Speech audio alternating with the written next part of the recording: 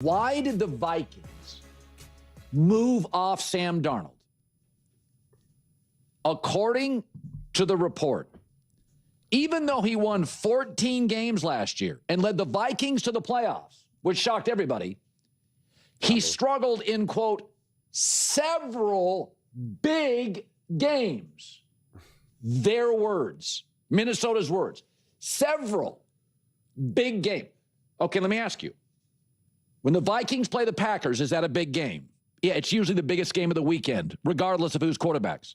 Darnold went 2-0 against the Packers, 75% completion percentage in 2 games, 326 yards a game, ate them alive. It was 2-0 in those games. Are the Bears-Vikings big games? Of course, it's a division game. 2-0 against the Bears, average 286 yards a game. By the way, one of those was on Monday Night Football, and a Vikings-Bears game, standalone game on Monday Night Football, qualifies as a pretty big game. Went 4-0, Green Bay, Chicago. Darnold did in Minnesota. Their words, not mine. Several big games. All right, well, let's go to division overall. Okay, it was 4-2 with a 96 passer rating, and the NFC North in 2024 had the highest winning percentage of any division in NFL history. So he swept the Packers, he sweeps the Bears, he goes 4-2 with a 96 passer rating just in division games. Well, Colin, what about the other ones? Okay, I went and looked at those. Against playoff teams in 2024, those feel like big games. Darnold had a 106 passer rating. That's higher than Josh Allen, who was the MVP. Higher than Mahomes and Stafford. Mahomes got to a Super Bowl. So he was great against playoff teams. He was perfect against the Bears and the Packers. But in several big games, he let them down. No, let's be honest. He stunk in the last regular season game, which was the biggest game in Detroit, arguably, of my life. It was the biggest home game for Detroit with a chance to get the number 1 seed in my adult life, and they beat the hell out of him. And Sam didn't play well. Well, what about the Rams game the next week? Well, the Rams sacked him 9 times. Minnesota could not protect Sam Darnold. He fell behind and was trying to make something happen. So if you want to say he struggled in 2 games back-to-back at the end of the season, that's one thing. But he did not struggle in several big games. He had a better passer rating than the MVP against playoff teams. Absolutely, that's the core issue. A narrative was essentially constructed, an illusion, that Sam Darnold couldn't perform when the stakes were highest. That viewpoint heavily and unfairly leaned on those consecutive games against Detroit and Los Angeles. Those contests, particularly the Rams playoff game, where he was under relentless, constant pressure, have been mischaracterized as definitive proof. It's a flawed assessment. We've observed other elite quarterbacks endure similar, constant duress during the same postseason. Patrick Mahomes and Justin Herbert, for instance, were also overwhelmed in their outings.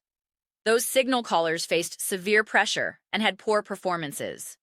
Yet, that contextual understanding was never extended to the analysis of Darnold's situation. Here's another critical point. Who else performed poorly in that Rams game? Kevin O'Connell. His game planning and play calling in that playoff loss were subpar. Consequently, yes, the Minnesota Vikings committed a monumental error. They became fixated on the idea of a young, cost-controlled quarterback as the singular path to sustained contention. Well, Sam Darnold just guided the Seattle Seahawks to the Super Bowl, while their own rookie, J.J. McCarthy, has struggled. The constant chatter now revolves around keeping Justin Jefferson content, whether he'll eventually demand a trade, and so on. Meanwhile, every quarterback who has taken snaps behind that Vikings offensive line this season has been overwhelmed. Carson Wentz was battered so severely that there were reports of internal frustration over how the team handled an injury situation, with a sense he was left exposed. Analysts like Dan Orlovsky even stated publicly that no quarterback could succeed in those circumstances following a particularly rough loss. So, did Minnesota err catastrophically by letting Darnold depart? Unquestionably. They possessed a roster built to compete immediately, requiring only minor adjustments. Instead, they jettisoned their established quarterback, opting to endure the inevitable growing pains of a rookie. This was always an enormous, gargantuan risk, one they significantly minimized, and it has now negatively impacted them. This isn't to say McCarthy cannot develop into a fine player. However, the ultimate objective is to win a championship. Everyone discusses building dynasties or extended windows of contention. How did that philosophy work for the Rams after their all-in push? For the 49ers in recent years? Which teams, besides Kansas City or Philadelphia, who reached 2 Super Bowls in 3 years, have consistently pulled it off? It's exceptionally difficult. This pervasive notion that securing the right coach and quarterback automatically spawns a string of titles is fantasy. The Detroit Lions believed they were constructing precisely that. How did that turn out? They haven't reached a Super Bowl. I recall a significant debate where I argued they had the roster and coach, Ben Johnson, to make a serious push and should be aggressive at the trade deadline to bolster their defense. The counter-argument was about building a 10-year dynasty. The following season, they missed the playoffs. I had conversations in 2024 suggesting they might have missed their best, most immediate opportunity. When you have a legitimate chance, you must be aggressive. The Los Angeles Rams demonstrated this by acquiring Odell Beckham Jr. and Von Miller to complement Matthew Stafford, resulting in a Lombardi trophy. The Philadelphia Eagles did it by signing Saquon Barkley, which contributed to a championship. Teams that hesitate, the Buffalo Bills, Baltimore Ravens, Cincinnati Bengals, often get close but ultimately fall short despite superb quarterback play. Minnesota had excellent quarterback play. They simply needed to make another strategic, aggressive move. The precise nature of that move is debatable. Perhaps offensive line help, another weapon. But the Bears, for example, rapidly rebuilt their line through aggression. Considering the team-friendly contract Darnold eventually signed with Seattle, Minnesota could have likely retained him on a similar or even more favorable deal. The pitch writes itself. You've thrived here. Look what we've built around you. While the exact negotiations are private, it was undoubtedly a feasible path. Remember, this would have been year 2 with Darnold, Jefferson, and that core. The continuity and development potential were immense. Had the Vikings taken that significant swing, they could very well be the team preparing for the Super Bowl right now. Let's be clear. Without Sam Darnold, who is Seattle's quarterback? Geno Smith departed for Las Vegas. They'd be starting a rookie or a journeyman. It is a safe assumption they would not be in this position. Their talented defense and offensive pieces like Jackson Smith and Jigba would be operating with a far less proven leader.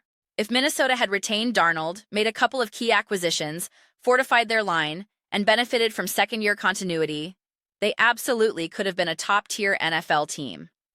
They could have won their division. They beat Chicago and Detroit with McCarthy. They could have secured a high playoff seed. We just watched Darnold defeat the Los Angeles Rams in the NFC Championship. That could have been Minnesota hosting that game. Everyone talks about Seattle's home field advantage. Minnesota's is not as formidable. This was a colossal, missed opportunity. Do not rationalize it away for mental comfort. You must confront it and acknowledge the misstep, the same way I addressed the Philadelphia Eagles' recent failures. They botched a prime opportunity to return to the Super Bowl through questionable off-season decisions and a questionable coaching hire. Howie Roseman, who deserves immense credit for past team building, made a mistake. You have to tell the whole story. I believe Kevin O'Connell is an excellent coach. He also made a mistake. From what was reported at the time, this was ultimately his decision. I even argued then that you want it to be O'Connell's call. You empower the person you believe is best equipped to make it. If it's wrong, at least the process was correct. It was the wrong decision. One I was vocally against. I spent the entire offseason debating Vikings fans, reminding them I was the analyst who supported their potential with Darnold before he ever took a snap, who predicted he would start over McCarthy before the rookie's injury. So, yes, it must be a gut punch to see the Seattle Seahawks essentially living the alternate reality you could have had. You had Sam Darnold. You had him as your quarterback, you let him go, missed the playoffs, and cycled through 3 or 4 different quarterbacks. Now, the quarterback you deemed not good enough has delivered one of the greatest NFC championship performances in history, in an instant classic, and is heading to a Super Bowl that is eminently winnable. If that doesn't hurt, it should. That pain is validation of the magnitude of the error. But those are my reflections. I am incredibly eager to hear yours. What are your thoughts on the Minnesota Vikings' decision to let Sam Darnold leave? Was it a mistake? Let me know your perspectives in the comments below. I read every single comment. So whether you agree with me or disagree with me, let's engage in some discussions. Let's have some spirited debates. But ultimately, let's just enjoy the process. And please consider subscribing. We're fostering a fantastic community here, and I would absolutely love for you to be part of it. I aim to build something we all feel connected to, something we're genuinely excited to participate in. I believe we're making significant progress toward that goal. Please don't forget to give this video a thumbs up.